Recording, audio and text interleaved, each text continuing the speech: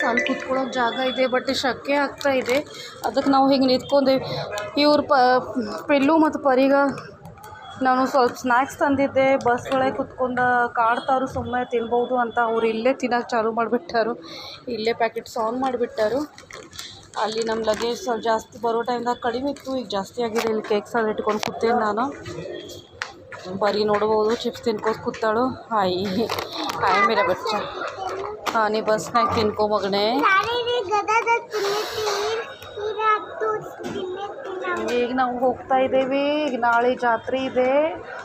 ಎಲ್ಲರೂ ಬರ್ತಾರು. ಮನೆಯಲ್ಲಿ ಮನೆ ಎಲ್ಲ ಕ್ಲೀನ್ ಮಾಡಬೇಕು. ನಾವು ಹೋಗಿ ಮುಟ್ಟೋದು 8:30 ಮುಟ್ಟುತ್ತೆ. ಅದ್ರಾಗ ಎಲ್ಲರೂ ಬಂದಿರ್ತಾರೆ ಮನೆ ಒಳಗಡೆ.